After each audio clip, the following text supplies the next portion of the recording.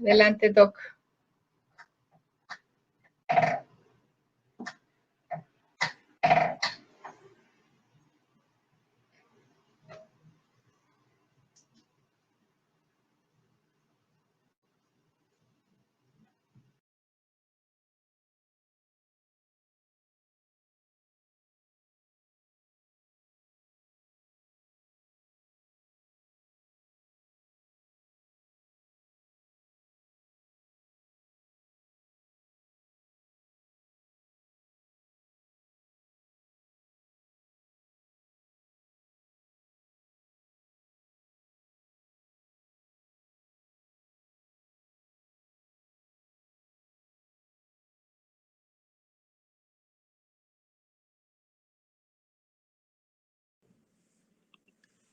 Hola, ¿cómo están? Buenas noches. Muchas gracias. Gracias por conectarse. Gracias a Remevet por la organización de este evento, al colegio. La verdad es que es un gusto siempre trabajar con ellos y de mi parte, cada que pueda colaborar, pues estaré más que dispuesto. Ya lo dijo la doctora Julia, no se pierdan el congreso. Hay temas, la verdad, súper interesantes, súper aplicados a la clínica. Vamos a platicar hoy un tema también interesante previo al Congreso. Lo hemos preparado lamentablemente con esta nueva modalidad que creo que va para largo. A mí me hubiese gustado este tipo de temas darlos en vivo en el Congreso justamente, ya que permite una interacción muy padre. Es un tema que es un poco antaño para el mundo, para veterinaria nuevo. Muchos de nosotros no estamos tan habituados todavía a tenerlo y a conocerlo y sobre todo a manejarlo de una manera muy práctica. Así es de que en ese tenor vamos a tener esta charla de hoy.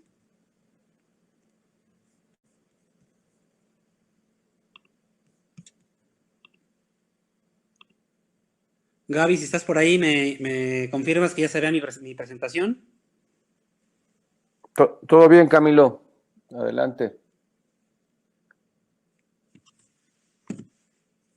Gaby y Julia, ¿me confirman si ya me veo? ¿Todo bien, Camilo? Adelante.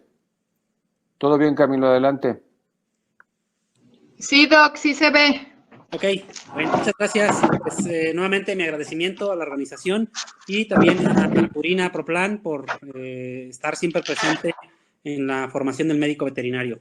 Justamente con ellos acordamos este tema, ventajas clínicas del microbioma en perros y en gatos. Vamos a hablar un poquito de estas definiciones y de estas necesidades que hoy en día, al menos a mí, me siguen sorprendiendo en todo lo que yo puedo utilizar y puedo manipular el microbioma intestinal, dérmico, pulmonar, cardíaco. Súper interesante cómo juega un papel primordial. Obviamente no nos va a dar tiempo de hablar de todo el papel que tiene el microbioma en general, lo vamos a enfocar un poco hacia el microbioma intestinal y cómo se proyecta a diferentes aparatos, sistemas y sobre todo patologías. Reitero, no se pierdan el congreso, ya estamos a horas de estar iniciando este congreso para que se puedan inscribir y ahí en redes sociales de la página del colegio está toda la información para poderlo hacer. Las transmisiones van a ser por esta misma plataforma, por Remevet, para que estén al pendiente.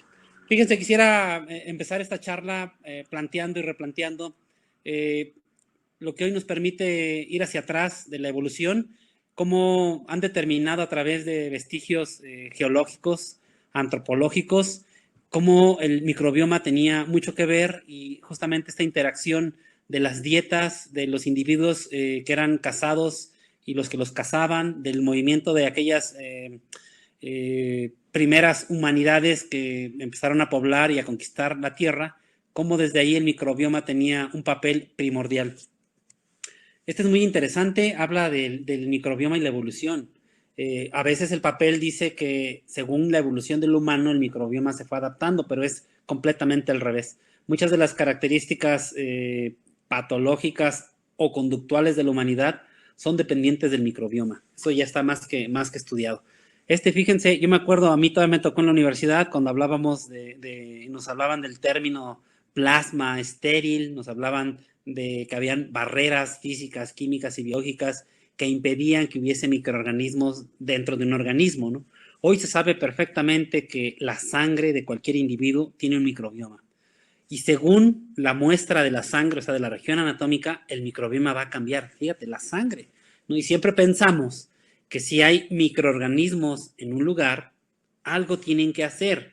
Siempre van a hacer o algo bueno o algo malo, pero algo indudablemente van a hacer. Y hablar de un microbioma en sangre humana es de verdad hablar de algo interesante. No es algo nuevo, desde 1970 se empezaron, o bueno, desde antes, a lo mejor desde el descubrimiento del microscopio, desde el descubrimiento de los microorganismos, que lo hicieron por ahí hace muchísimos años.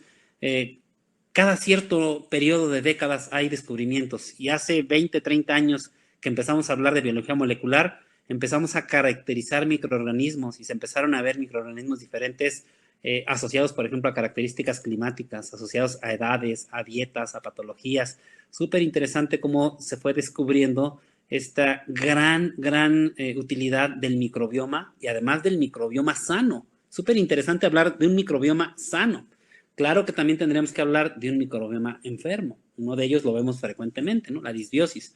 Pero bueno, hay antecedentes y precedentes científicos interesantes de cómo el descubrimiento del microbioma permitió hacer muchas cosas. Por ejemplo, modificación de fármacos, ¿no? Hace mucho tiempo, recordarán, antiparasitarios, les voy a poner un ejemplo, ¿no? Que la verdad es que le iba peor al individuo con el antiparasitario que no dárselo, tener parásitos, ya que el antiparasitario no era selectivo y eliminaba una gran cantidad de microorganismos intestinales y generaba más patologías que lo que estaba haciendo el propio parásito. Bien, hablar un poquito del microbioma es justamente entender el concepto, que acuñaron ya hace algunos años. Joshua Lienberg lo acuñó por primera vez y dijo que el microbioma era una comunidad, un conjunto de microorganismos, o una comunidad ecológica de microorganismos comensales, simbióticos, patógenos, que literalmente comparten un espacio corporal. A eso le llamó microbioma, ¿no? Desde ahí se acuña el término de microbioma. Por otro lado está la microbiota, ¿no? Para empezar a diferenciar términos entre microbioma y microbiota. Y la microbiota se utilizó para describir las comunidades de bacterias en las superficies de las mucosas. Por ejemplo, la piel, intestino es otro. Entonces, el microbioma se utiliza hoy en día para referirse a todas las masas genéticas. A eso le llamamos microbioma. Todo lo que envuelve o todo lo que tenga actividad o vida se le llama. Por un lado, la microbiota, fíjense, el término de poderle llamar órgano. Si ustedes recuerdan la definición de órgano y las funciones de un órgano, claro que, pero por supuesto, que un conjunto de microorganismos evolutivamente organizados pudieses llamarle un órgano, porque es metabólicamente activo. Cuando nosotros quitamos la connotación de una simple clasificación por órganos, taxonómica, y le damos importancia al metabolismo que en su conjunto de estos tienen para un organismo, le llamamos un órgano metabólicamente activo. Y es aquí donde difiere la utilización del microbioma, justamente para hacer clínica, ¿no? Entonces, dentro de estos microbiomas o mundos de microorganismos, la microbiota intestinal es sin duda la más representativa, o la que en su conjunto tiene mayor diversidad y cantidad de bacterias, ¿no? Está representada por diferentes microorganismos. No solamente hablamos de bacterias, hablamos de protozoarios, unas parecidas a las bacterias, virus y hongos. La cantidad es impresionante, fíjense. Genéticamente o genómicamente hablando, tiene 50 veces más en cuanto a características genómicas o diversidad genómica que un animal. O sea, la cantidad de genes que hay en el intestino de un perro es mucho mayor a la cantidad de genes que tiene el perro, de esa dimensión. Ahora, se han adaptado evolutivamente como han ido existiendo selección en las especies. Por ejemplo, según el valor del pH y el tiempo de residencia que tienen en el estómago, en el intestino, en diferentes tractos del intestino, es la concentración de bacterias que van a tener. Y aquí es donde revisten importancia. Ahora han publicado mucho en Facebook, por ejemplo, el uso de fármacos que tienen que ver para gastroenterología, ¿no?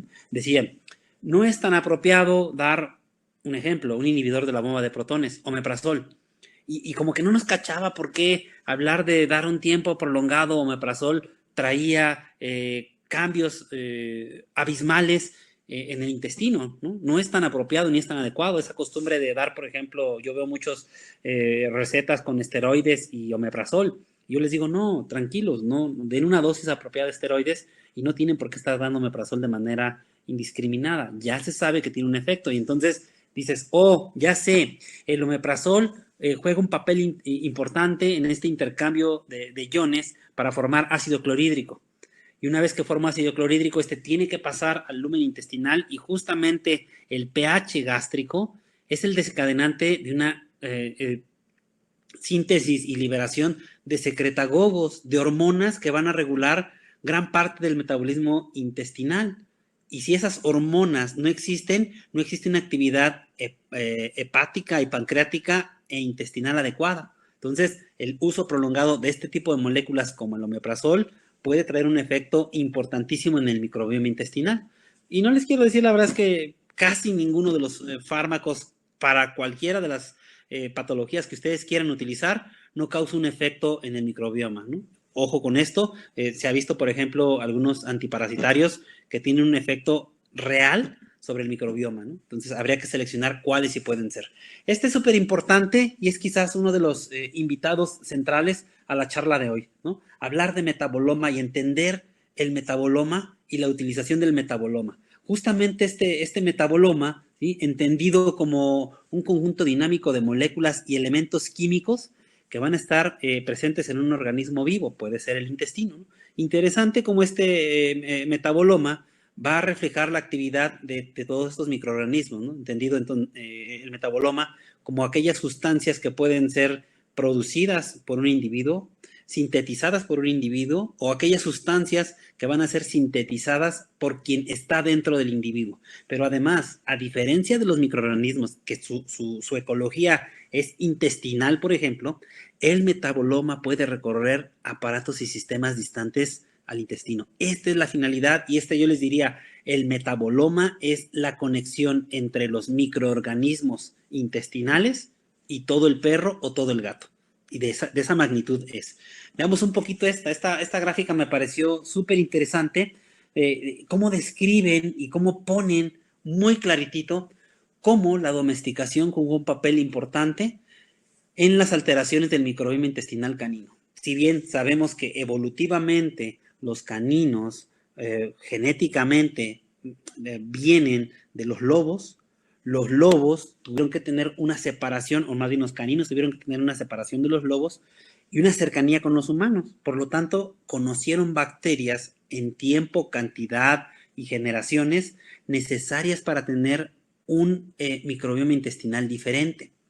Dos ejemplos claros y típicos del cambio en el microbioma, en la microbiota de los perros por la domesticación. Uno es la dieta y otro. Cuando esta gráfica que ustedes ven ahí, solamente hoy que ya estamos muy claros, gracias a COVID, cuestiones higiénicas, piensen estos individuos con estas características alimentarias, con estas características de vivienda, con estas características de sociabilización, ¿dónde defecaban?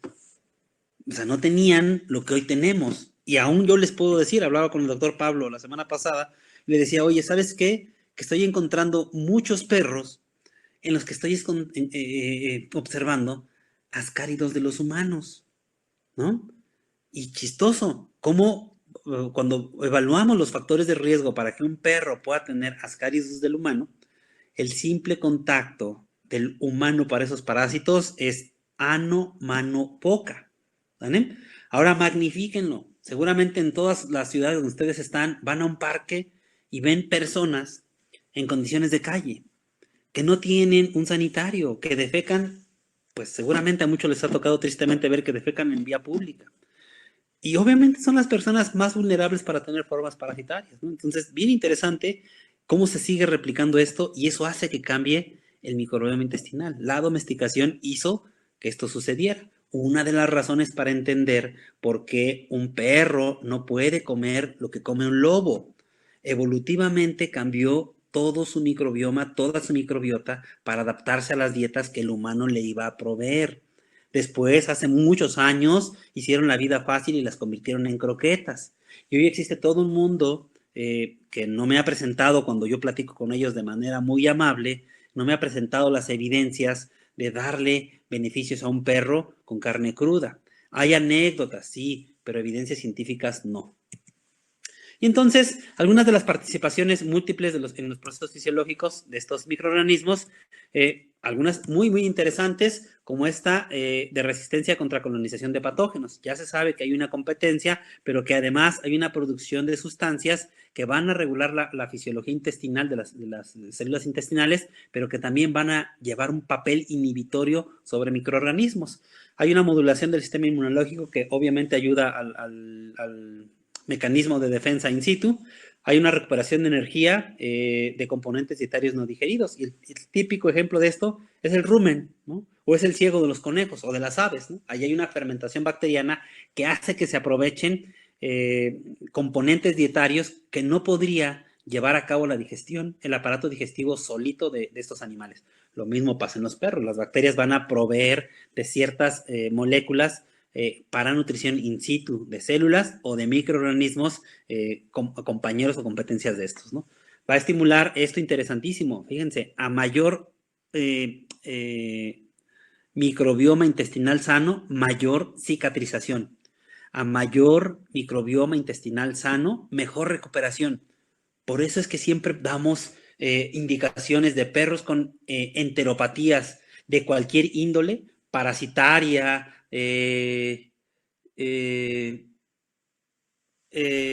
parasitaria, bacteriana, viral, la que sea, va a tener un beneficio proveer de probióticos a estos animales. Eso es muy importante y eso es muy interesante. Siempre me dicen, oye, ¿y por qué mandas probióticos si tiene diagnóstico de parvovirus? Bueno, es que hay todo este par de columnas que favorecen. No puede matar al virus, no puede matar al parásito, no, va a ser que lo que biológicamente y evolutivamente fue hecho y diseñado para poder contener virus, bacterias, protozoarios, nemátodos, tremátodos, céstodos, funcione.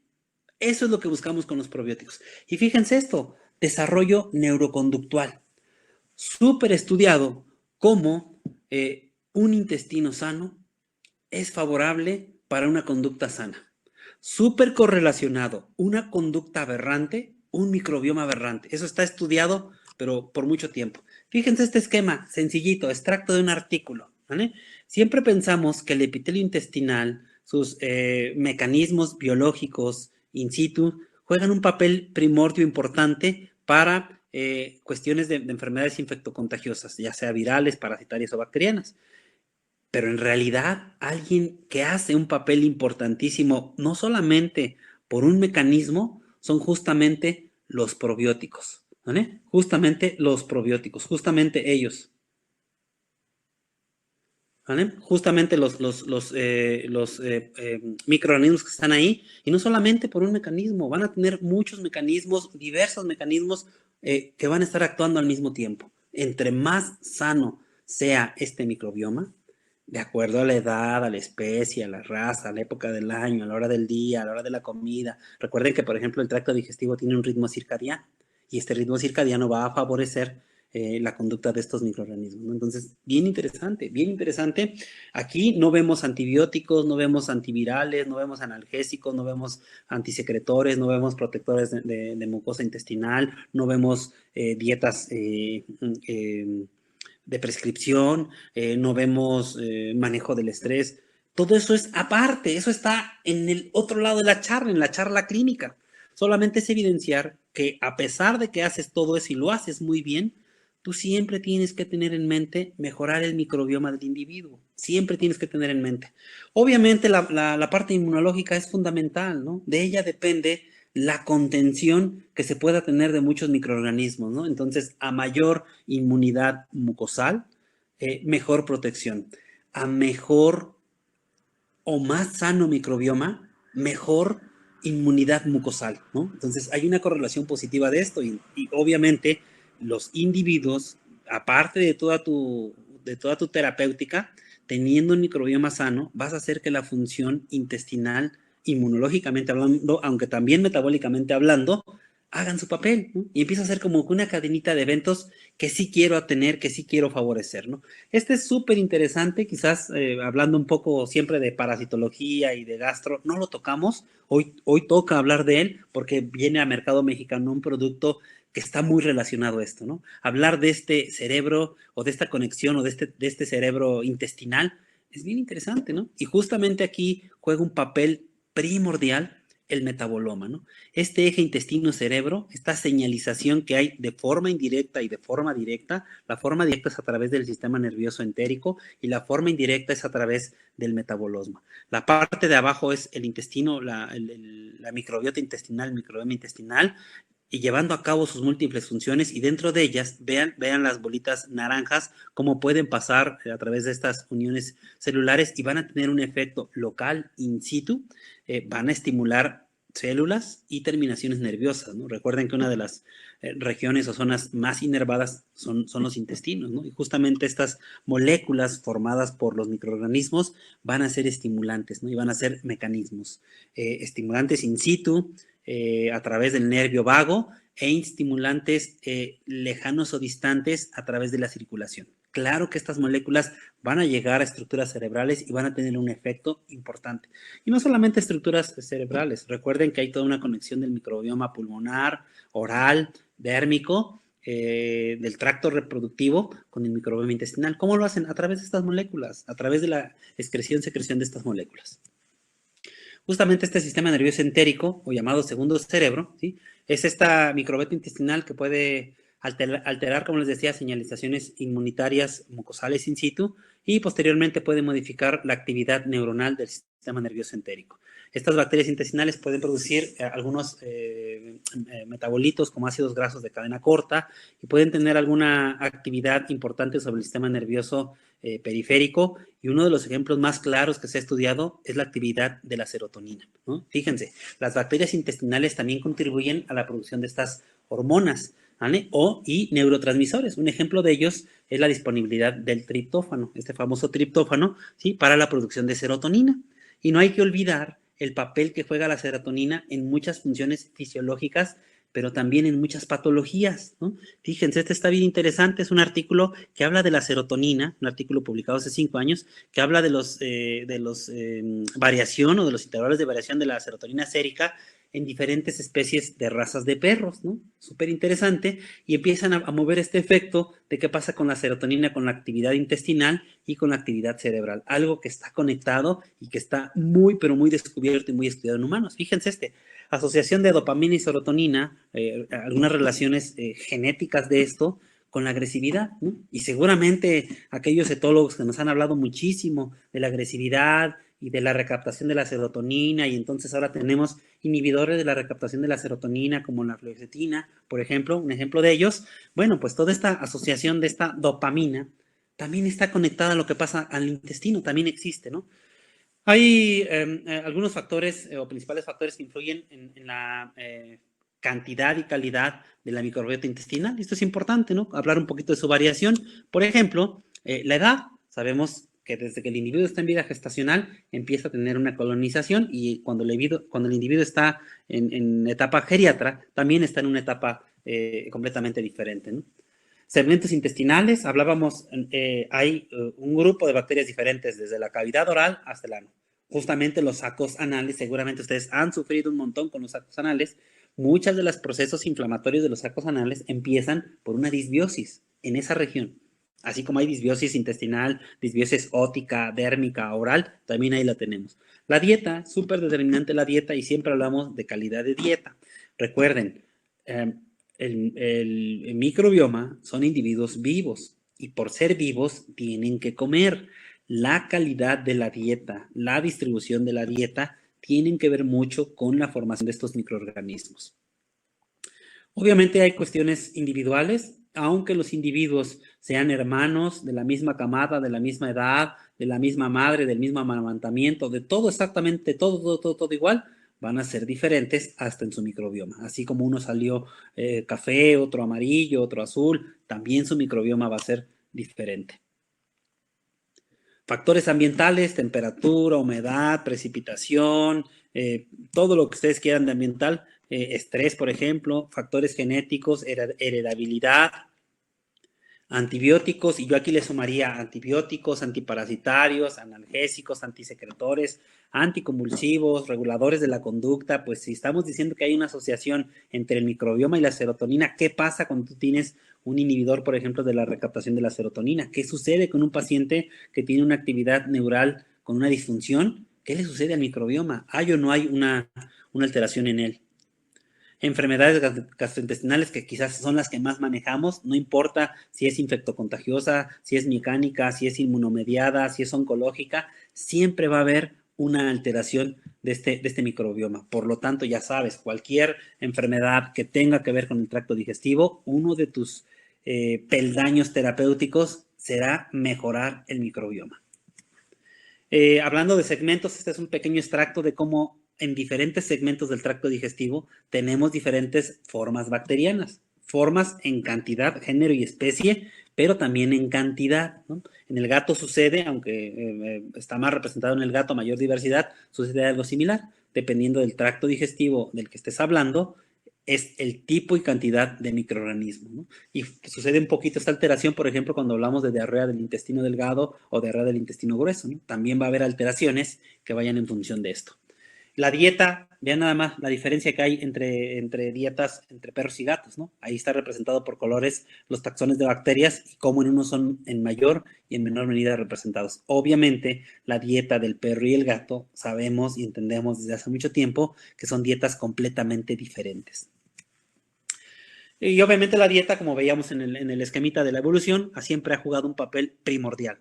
Por eso, cuando tengas un paciente que tuvo disbiosis y quieras darle probióticos, su compañero es la dieta, ¿vale? Tienes que aprender a elegir en todo este stock de dietas que tenemos y que van a venir más y que queremos que vengan más dietas especializadas, cuál es la ideal para acompañar a tus probióticos, ¿no? Y claro que se puede hacer, claro que se puede mejorar, pero en mucho la dieta. Vean este está bien bonito y bien interesante, ¿no? La interacción que hay entre la dieta y el hospedador, cómo va cambiando. Vayan siguiendo los números. Hablan desde la ingestión, los nutrientes, o sea, la calidad.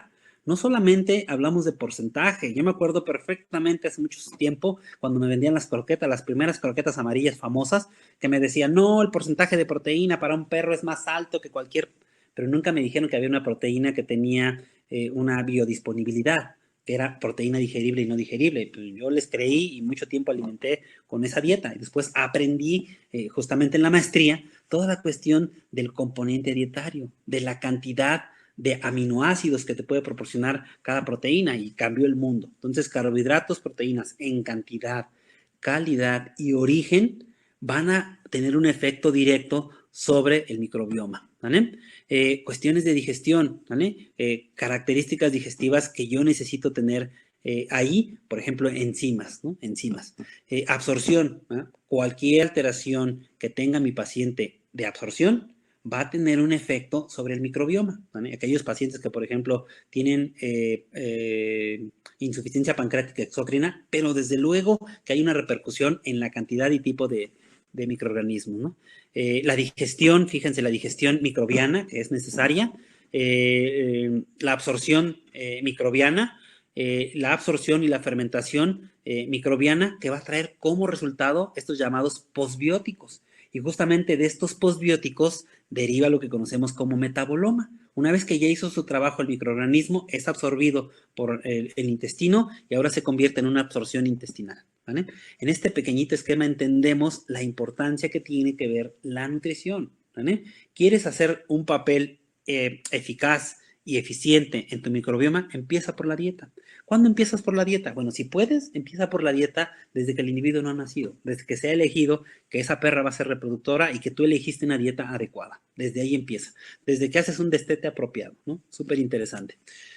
La edad, fíjense, desde el útero hay una colonización. Claro que la placenta tiene su microbioma, claro que las bacterias en la placenta tienen una finalidad y una función, claro que el cordón umbilical tiene una función. Después va a haber factores a considerar como dieta, medio ambiente, exposición a antibióticos en esta famosa fase de destete. Una fase que poco hablamos de ella, una fase que es mérito de dar una charla de destete en el perro. Hay otras especies donde el destete es fundamental porque significa dinero. Cerdos y vacas, por ejemplo, ¿no? Hay toda una teoría del destete, hay toda una pugna, por ejemplo, en cerdos para hacerlos más productivos con el famoso destete temprano.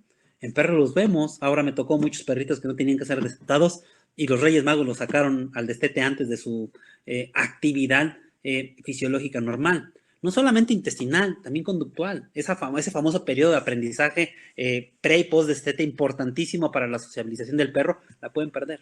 Así, exactamente así, pierden su microbioma. Nos han llegado aquí perritos que se los vendieron de 2 meses con 500 gramos y resulta que tenían 2 semanas y ya le estaban dando croquetas, molidas además y con leche.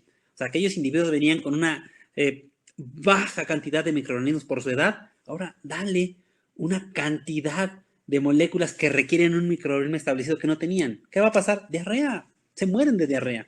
¿Saben? Factores neonatales como modo de parto. Fíjate, el microbioma intestinal y el dérmico y todos los demás son dependientes, muy dependientes del paso por el canal vaginal. En todas las especies está más que demostrado en niños cómo es diferente la inmunología de un niño que pasó y uno que no pasó por el canal vaginal, ¿no? Alimentación y algunas bacterias por ahí comensales, ¿no? Edad adulta, dieta, medio ambiente y enfermedades, ¿no? Entonces, a enfermedades crónico-degenerativas, sí o sí, cada que tengas un paciente con una enfermedad crónico-degenerativa, tienes que pugnar por mejorar su microbioma intestinal. Seguramente entre el dolor, el estrés, la falta de movimiento, toda la cantidad de fármacos. Les han tocado pacientes, por ejemplo, con síndrome de Cushing, pacientes con hipotiroidismo, que tienen enfermedad articular degenerativa, pero que también tienen cataratas, que también tienen glaucoma, que también tienen, no sé, otra patología. Imagínate la cantidad de agresión que recibe el microbioma por todo el manejo que les damos, ¿no? Entonces, a veces esos pacientes, mejorando su microbioma intestinal, ayudas o aportas. No estoy diciendo que es la solución a todo, estoy diciendo que contribuye a todo.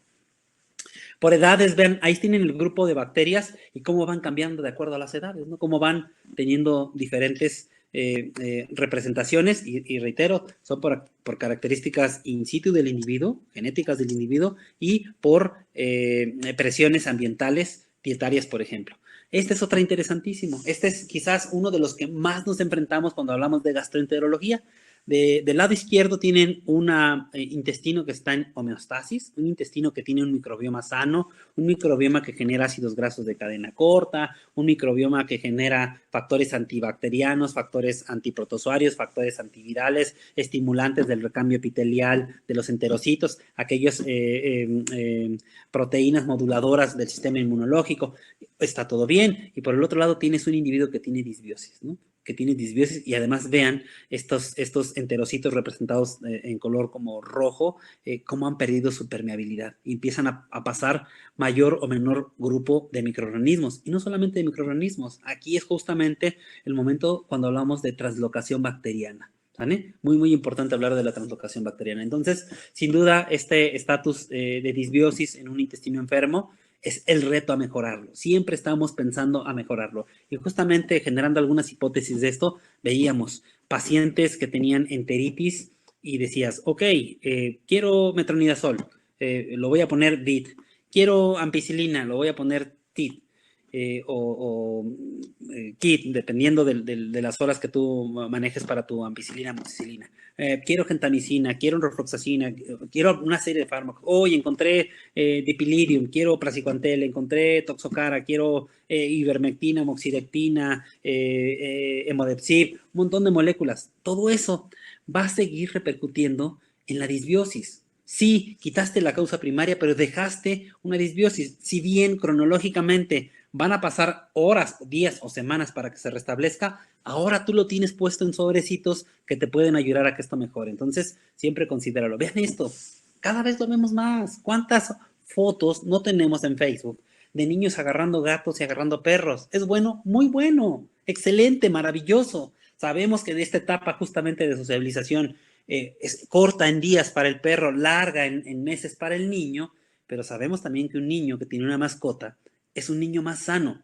No solamente hablando de su microbioma, hablando de su conducta. Van de la mano, van pegados, ¿no? Entonces esta parte de sociabilización es interesante. El niño le pasa bacterias al perro, el perro le pasa bacterias al niño.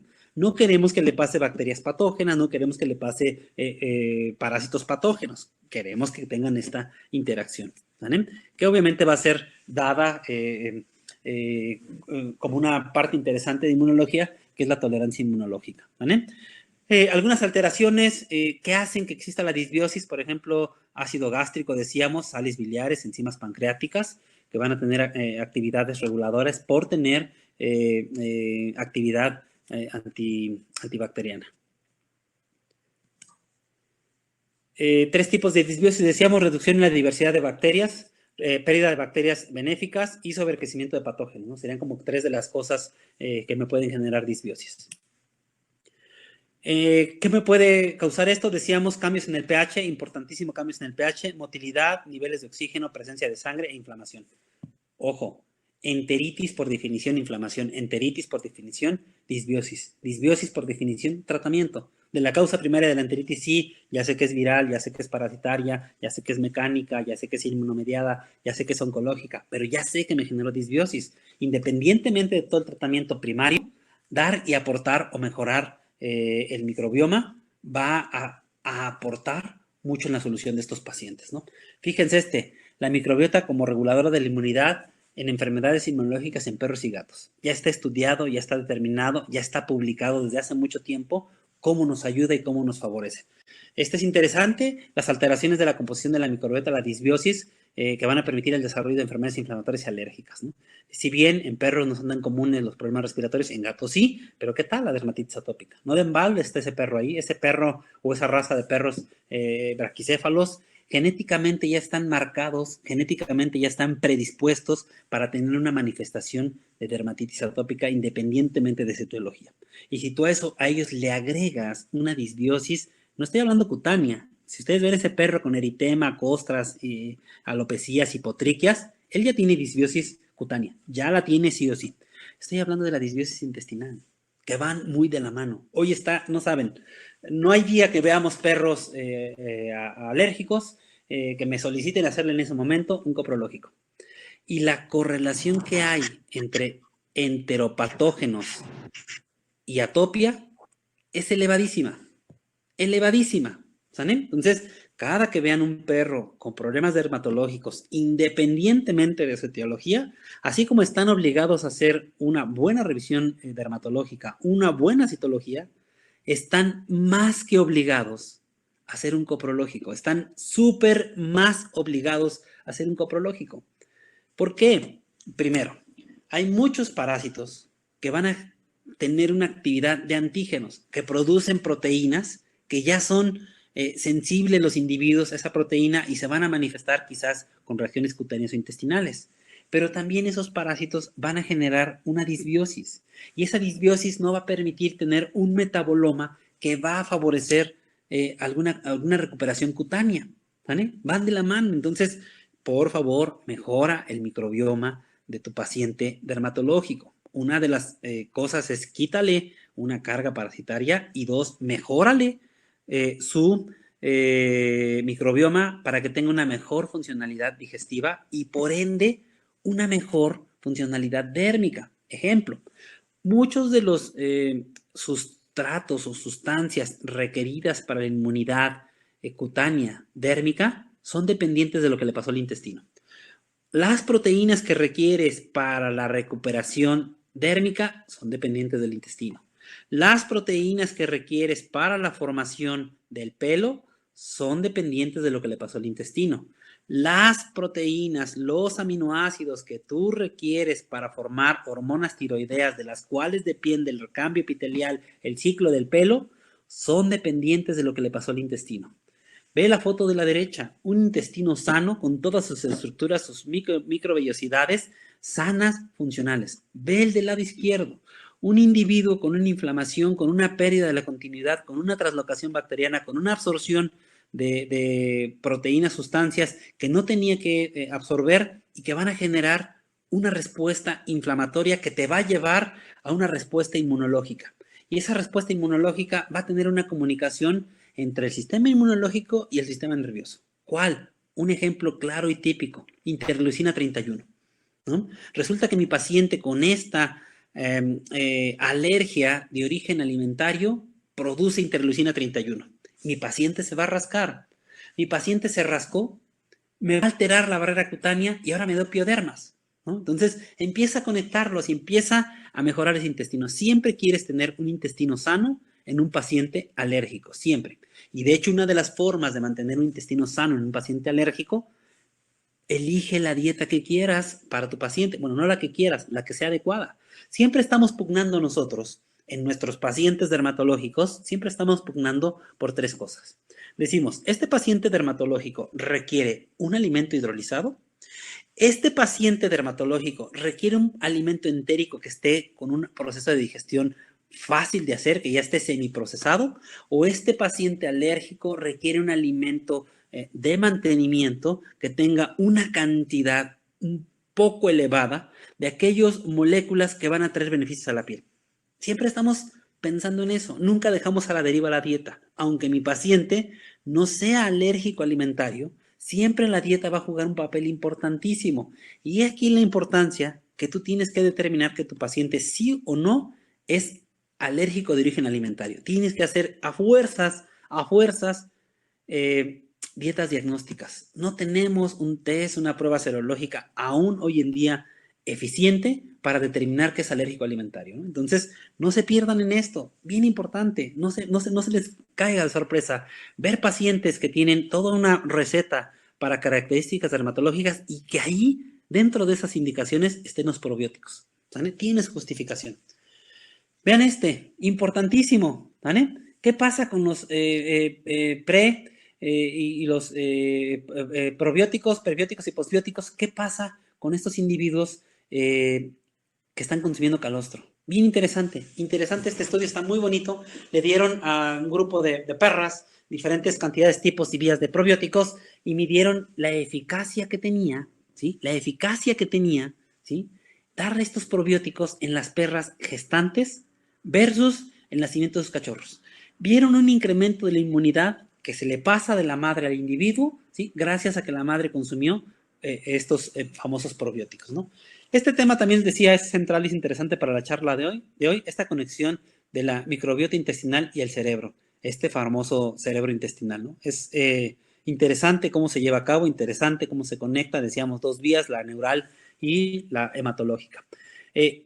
Obviamente, si hay una comunicación entre la microbiota intestinal y la neurología del individuo, puede haber una conexión entre las aberraciones o patologías de la conducta que tienen que ver con el neuroendocrino y esta disbiosis, ¿no? Entonces, se sabe perfectamente y se ha estudiado perfectamente en personas y en perros cómo esta disbiosis intestinal está asociada y se convierte en un círculo vicioso, ¿no? Todas estas alteraciones de aseo compulsivo, de chasquidos, de conducta destructiva, de temblores, de agresión, de jadeo, de ladrar constantemente, van a tener una repercusión en una disbiosis que probablemente ya estaba instaurada y se convierte en todo un círculo vicioso esto. Entonces, no es nuevo, tiene mucho tiempo estudiándose estos trastornos de la conducta en los perros que van a cursar por algún tipo de ansiedad.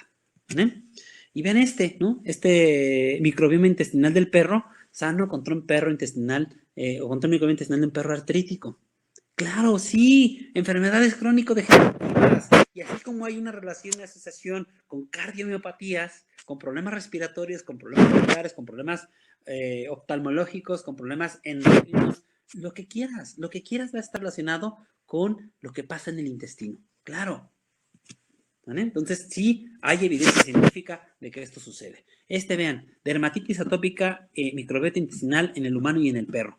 Pasaron la información del humano y ahora la estamos empezando a estudiar en el perro. ¿Qué sucede en el perro? Y claro, la respuesta es, no va a curarse un perro de dermatitis atópica mejorando su disbiosis intestinal. No es la solución.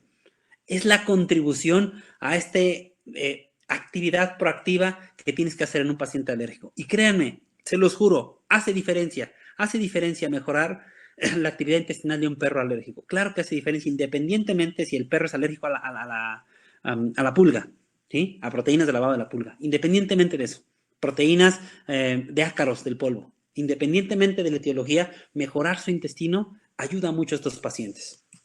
Entonces ya está demostrado.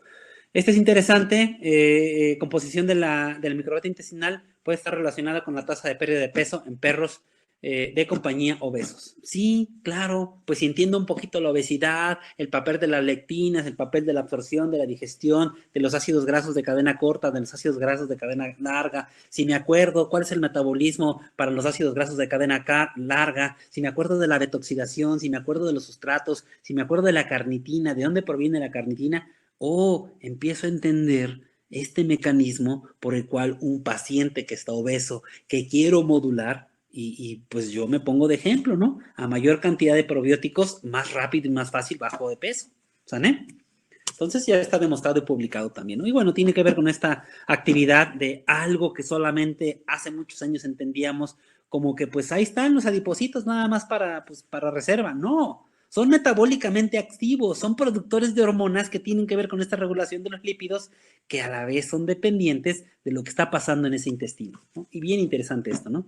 Fíjense, efectos que tienen que ver con procesos oncogénicos. Sí, pacientes oncológicos, cuando mejoras su microbiota intestinal, mejoran esos pacientes y viceversa. Muchos de los fármacos que se utilizan en quimioterapia van a tener estragos en un microbioma intestinal. Por lo tanto, te van a generar una disbiosis que te va a llevar a toda una serie de repercusiones que van a exacerbar alguna signología. ¿Vale? Entonces, cada que tengas un paciente oncológico, piensa que a lo mejor mejorar su microbioma intestinal te va a dar beneficios.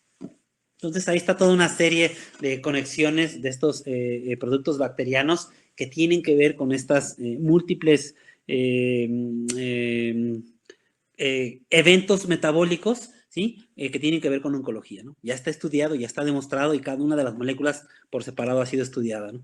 Fíjense no se salva. Pacientes con COVID, ¿sí? Pacientes con COVID tienen una mejora y van a exacerbar o van a presentar menor signología si tienen un microbioma sano. Y viceversa, pacientes que ya tienen signología por COVID van a tener una disbiosis que van a tener que trabajar, ¿no? Entonces está a la inversa y hay por lo menos 10 artículos que hablan de microbioma intestinal COVID y hay otros artículos que hablan de microbioma pulmonar COVID, ¿no? Entonces, de ese nivel es importante siempre clínicamente tener en cuenta este microbioma. Y ven súper interesante la conexión que hay entre cerebro, pulmón, piel, intestino, sistema inmunológico y el virus del COVID.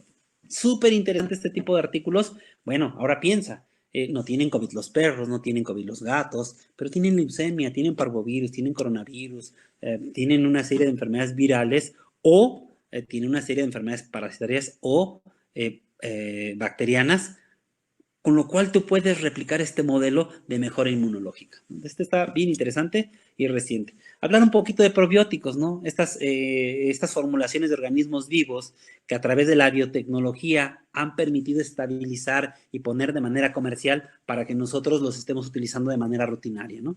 Entonces son cepas específicas, ojo, específicas, estudiadas, evaluadas, cuantificadas, purificadas, con estudios diversos para que puedan ser utilizadas con estos fines, ¿no? Yo me acuerdo perfectamente que en mis primeros casos de gastro, pues yo les daba el probiótico que me enseñaba, ¿no? Y el que me enseñaban pues era pues el de humanos, ¿no? Y pues yo a muchos perritos tristemente les empujaba su Yakult y pues el perro decía, oye, ya no me des eso, pero yo no entendía. Después entendí toda esta ciencia que necesitamos, ¿no? Algunos de los mecanismos propuestos que ya habíamos visto, importantísimos de estos probióticos, como mecanismos diversos y no solamente únicos. No solamente van por un sentido, por un camino, van por muchos caminos desde pH, por ejemplo, desde regulación del pH, regulación de la motilidad, regulación del crecimiento epitelial, producción de ácidos grasos de cadena corta, muchas características, inclusive aumento de la secreción de mucina por las células caliciformes. A mayor sano el microbioma intestinal, mejor producción de mucina, que es uno de los mecanismos más importantes que tienen de protección estómago-intestino de manera fisiológica. Esto es importante, ¿no? Eso es súper importante de los probióticos, ¿no? Van a resistir la digestión del ácido gástrico o enzimas intestinales, reducen o previenen la adhesión de bacterias patógenas al intestino, producen productos que van a favorecer el crecimiento de patógenos, por ejemplo, los ácidos grasos, se mantienen vivos y viables hasta que la mascota los consume, eso es importante, promueven un microbioma normal y balanceado, ¿sí? Mejoran la salud de la mascota, de alguna manera, de cualquiera de las anteriores, son seguros para las mascotas y lo más importante, tienen medicina basada en evidencia. Hoy se vino el boom y van a ver cada vez más en sus listas de precios de los distribuidores probióticos. No, hombre, súper recomendados, súper buenos, hacen maravillas. Muchos son anecdóticos, ¿vale? Échenle no solamente a los probióticos, a cualquier producto que ustedes quieran instaurar o implementar en su clínica veterinaria, en su centro de trabajo, busquen, aprendan a buscar información, aprendan a buscar dónde se publicó y cómo se evaluó. Ejemplo que les voy a poner clarísimo. Hoy se vino el boom de los shampoo antisépticos. Se vino el boom. Y me he encontrado cada cosa con la clorhexidina. Bueno, Don Simi tiene clorhexidina. ¿Sí me explico? Don Simi tiene clorhexidina. Entonces, empezamos a comprar clorhexidina y empezamos a ver que los piodermas no cedían. Ahora en derma me dice la gente, oye doctor, ¿y ese shampoo que me manda, qué tiene? Ah, tiene clorhexidina. No, doctor, ya mi perro lo he bañado muchas veces y no mejora. Pruebe con este. Ah, también tiene quizás iones de plata, el que usamos nosotros, pero también hay unos muy buenos de pura clorhexidina. Me dice, doctor, ¿qué es lo que hizo la diferencia? Es la calidad de la materia prima. ¿Vale? Entonces, desde ahí, ¿quieres utilizar un shampoo para derma? Busca medicina basada en evidencia. Busca cómo ese shampoo de clorhexidina, de miconazol, de clotrimazol, de lo que quieras, cómo lo desarrollaron, quién lo probó, dónde lo probó, dónde está su evidencia científica.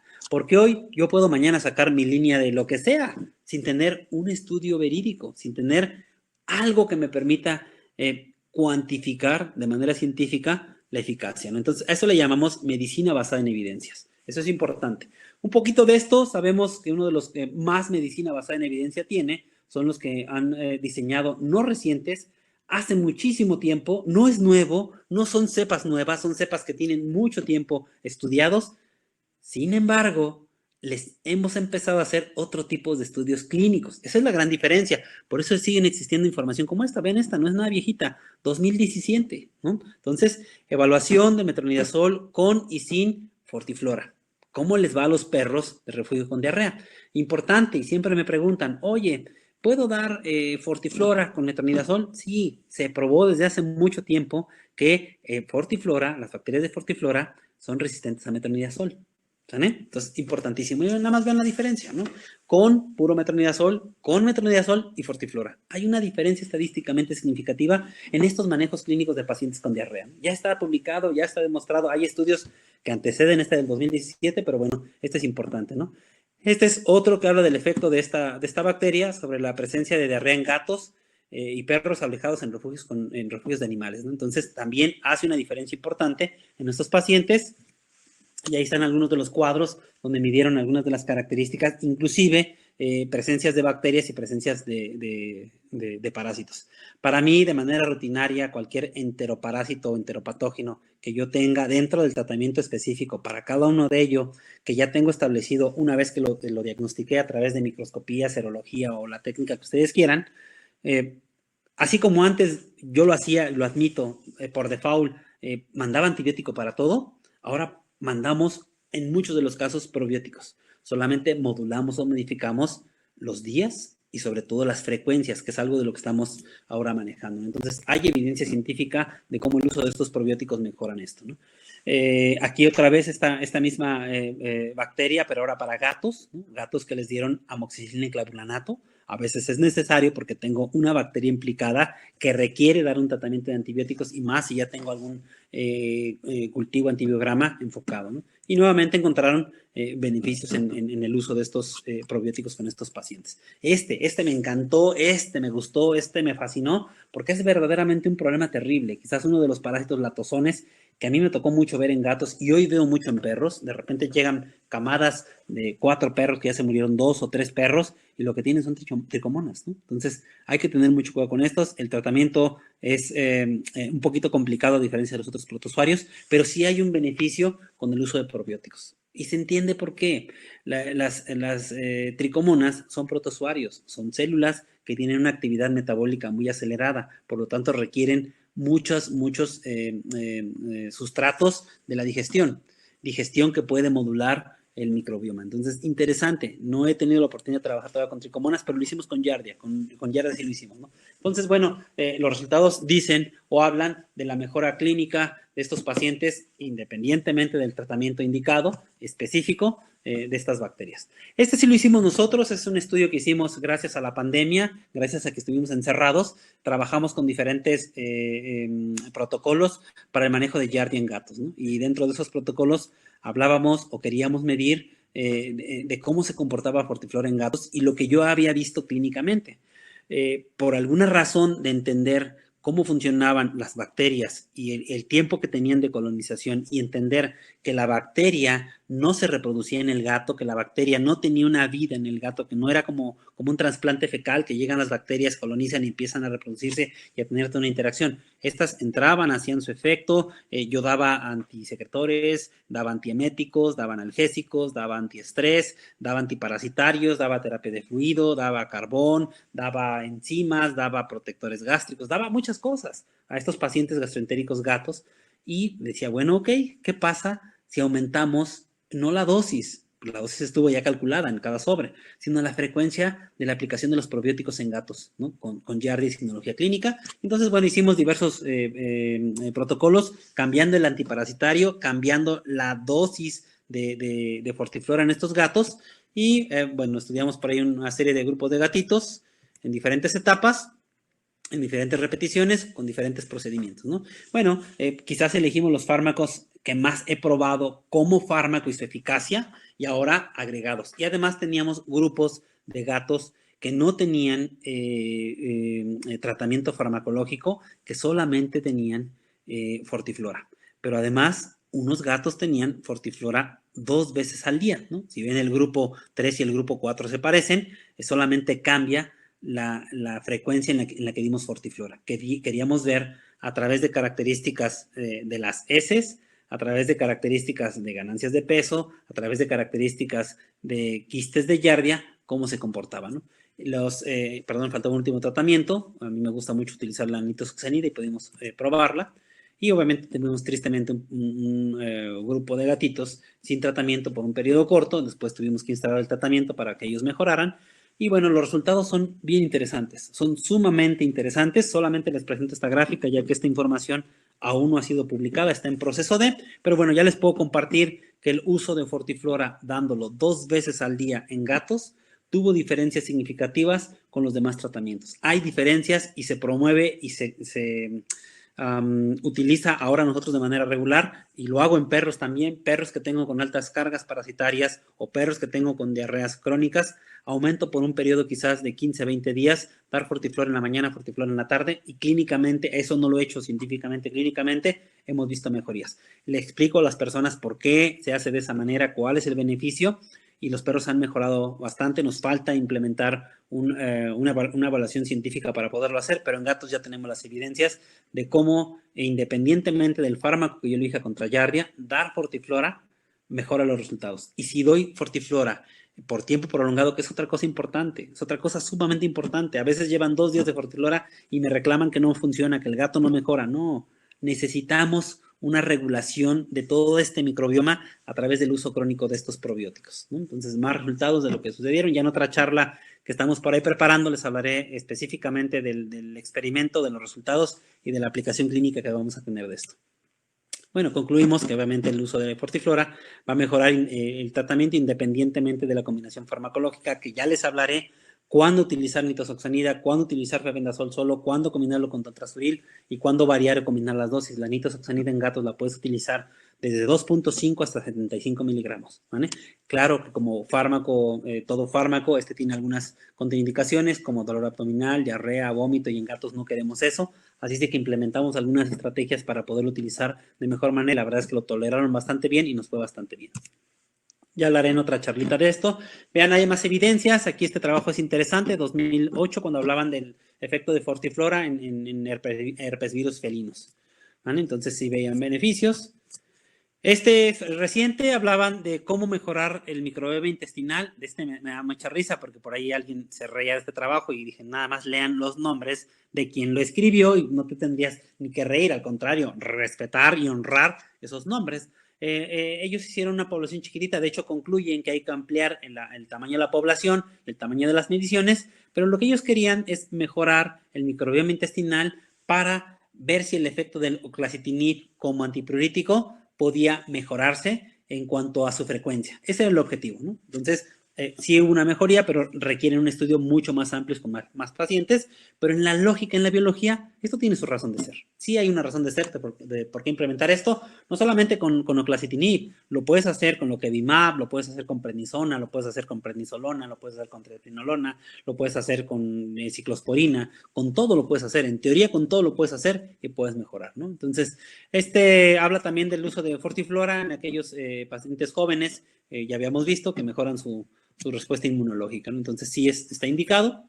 Es interesantísimo, ¿no? Abordar la ansiedad a través del intestino, ¿no? Algo que quizás se hace porque hablamos de conducta y hablamos de patrones de alimentación o de nutrición, pero ahora agreguemos probióticos. Sí, probióticos, no quiero decir que tú le vas a dar un probiótico y al perro se le acabó la ansiedad. No, estoy diciendo que el probiótico va a ser igual que para el intestino, ¿sí? Una parte que puede ser fundamental o elemental en el manejo de estos pacientes. Y obviamente está más que estudiado qué pasa con el intestino y el cerebro, hablando de esta ansiedad y de esta depresión. O sea, está más que estudiado, está más que entendido cómo esta disbiosis intestinal me va a llevar a una disfunción, ya sea primaria o a exacerbar los problemas que tenga este paciente de ansiedad y depresión. Han visto, y me ha pasado cuando estoy ansioso y tengo depresión, quiero comer y estoy más gordo cuando estoy, ¿sí? Algo está pasando, debe de haber alguna conexión entre ese sistema nervioso encargado de que yo esté ansioso y deprimido, esos neurotransmisores que están encargados de eso, esas hormonas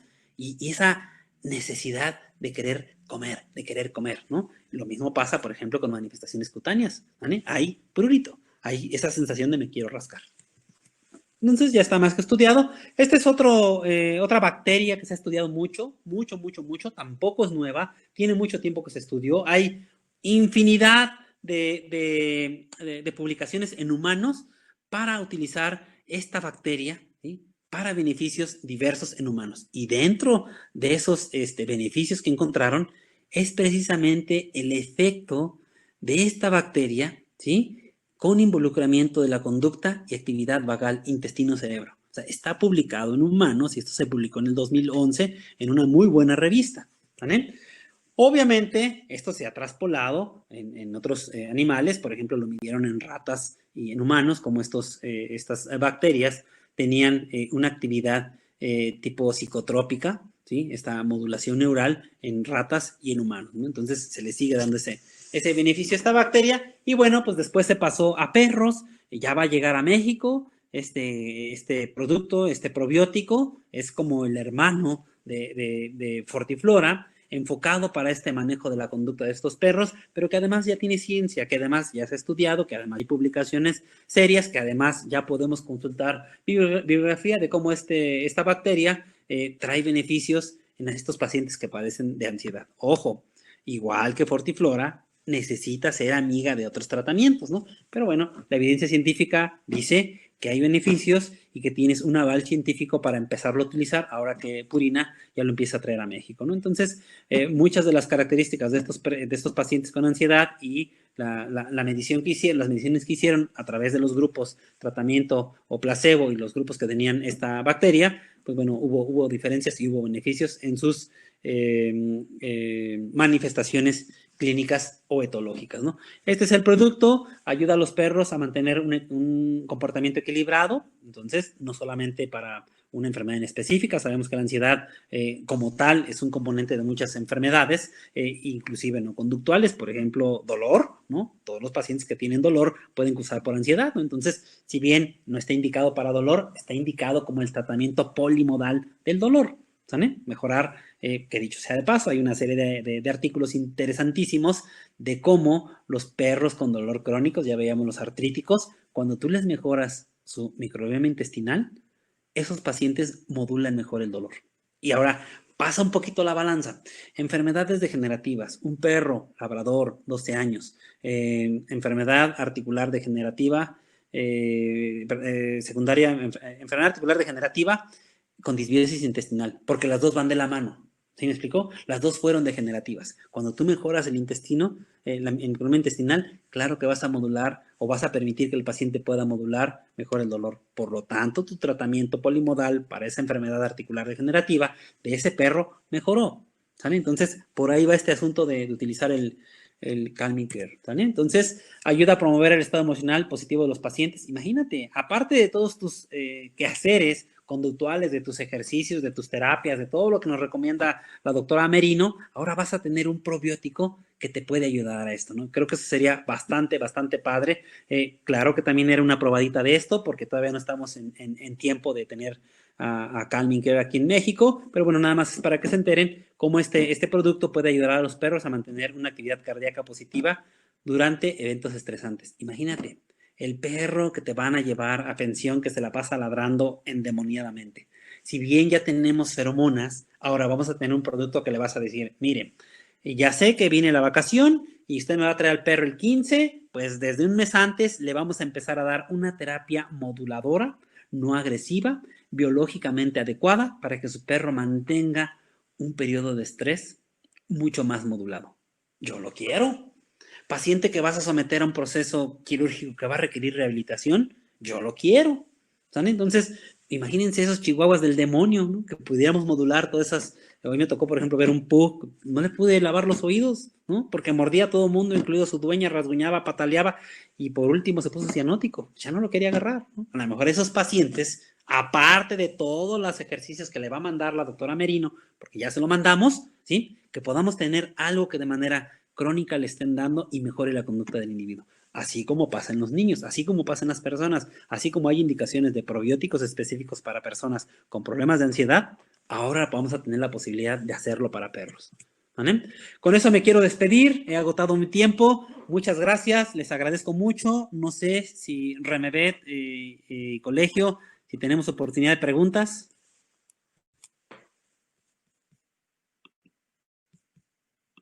Sí, Doc, yo se las voy a hacer las preguntas ahora. Yo se las voy a leer.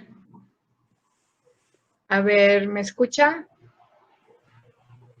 Sí. Le preguntan, hola, buenas noches. ¿Ha usado el Plugbiotic de humanos que trae principalmente lactobacillus y bifidobacterium para mejoramiento de la microbiota gastrointestinal? Creo que afortunadamente probé todo lo que estaba disponible y lo que nos podían traer no disponible en México desde hace mucho tiempo, pero fui migrando y entonces ahora necesito que me presenten la evidencia científica de todo lo bueno que tenemos en el mercado. Ahora es como lo podemos hacer y eso es muy padre porque la ciencia y la tecnología nos lo permiten. Sí, hay muchos mitos, sí, hay muchas historias. Yo les puedo compartir mi historia, por ejemplo, Sinuberase, Yakul, ¿qué les gusta? 12 años de mi vida profesional, ¿sí? Y les puedo decir que pues no había mucha diferencia, pero yo me sentía tranquilo porque sí me lo enseñaron, porque mis manuales de farmacología ahí decían dele Sinuberase una vez al día al perro, ¿no?